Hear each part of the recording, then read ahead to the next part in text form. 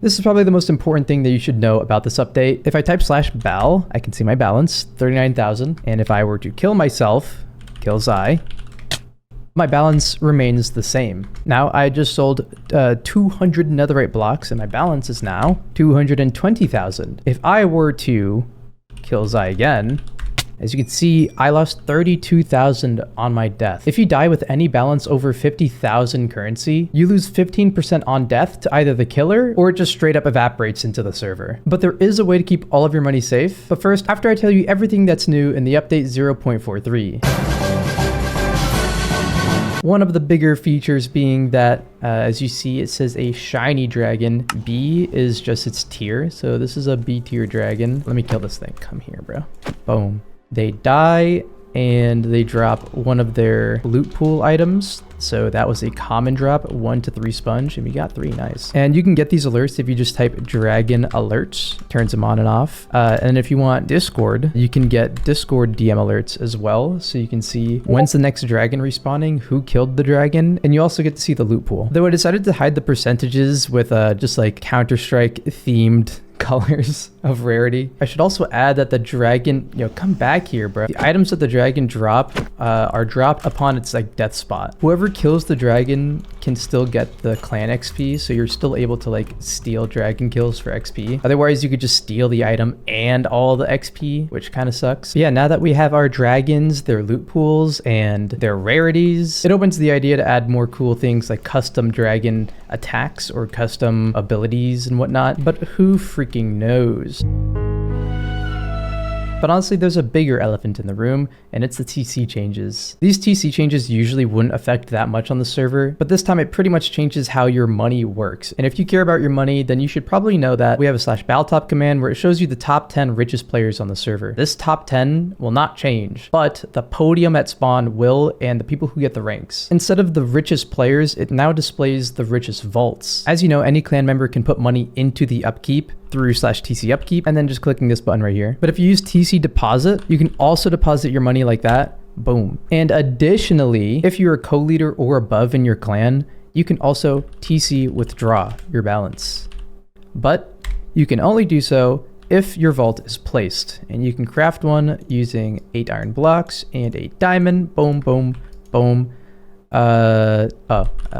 Claim the land. And now that I placed this, there's a couple things that have changed. If we go back to the TC upkeep menu, we heavily reduced the amount that it costs per extra chunk by 50%, essentially allowing you to claim much more land than before and still not be taxed crazily as long as you have the vault placed. We also slightly changed the vault. You can now store up to 5 heavy cores inside your vault, giving you a 2% cushion each for a max total of 10. You might have also seen this bank cap, and what that means is that you cannot deposit more money into your upkeep, aka your bank, unless your vault is placed, which removes the cap entirely. But before you break your vault, know that you lose 5% of the total upkeep if you break it. So my recommendation would be withdraw the money inside, break it, place it down, and then put the money back in. And because some players had vaults underneath bedrock, we decided to make the very lowest you can place your vault at -32. Another massive fix is that before, you're able to completely overclaim another clan's base if you just wrapped around with claims. But as you can see, it is no longer possible to do. Every clan claim should be connected to Wilderness no matter what. And if anyone deals with this issue currently, you can make a ticket and we will manually fix the issue. You should no longer be able to break any item frames or paintings with projectiles, regardless if you're inside or outside of the claim. We also added a note block flag so you can allow players to use note blocks in your claim, even if they're not a part of your clan. Oh yeah, and one massive thing I low-key forgot is that online guests inside of your clan now count as clan activity, meaning you can get offlined even if none of your clan members have logged in,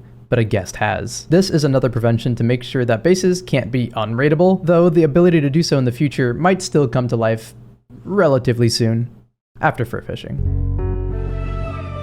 We also added a combat logger to stop people from logging out in the midst of a fight and you can't kill them. Well, now you can. Friggin' die, bitch. It's still a work in progress, but for now, works exactly how a combat logger should work.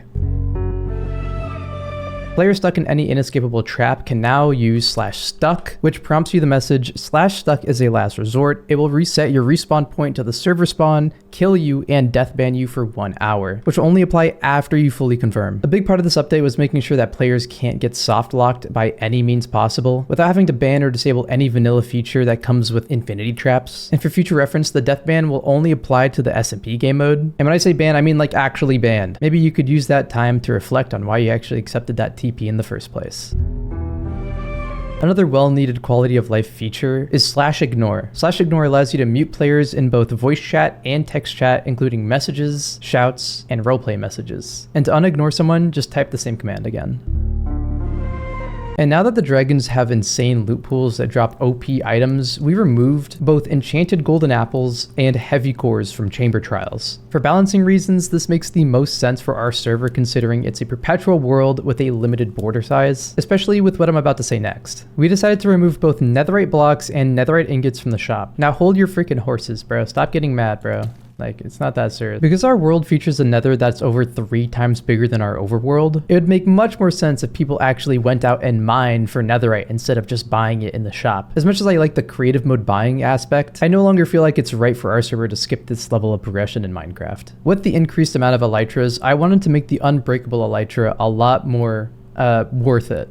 As you know, adding mending to an okay, well that's the gist. You can't add mending to an elytra. Any update whatsoever to the elytra will remove its mending, and obviously it's because mending is OP. You can see a detailed list of changes inside the changelog channel in the Discord server, which is on screen right now, or it's FurrySMP. That's it. I don't know. FurrySMP.net, bro.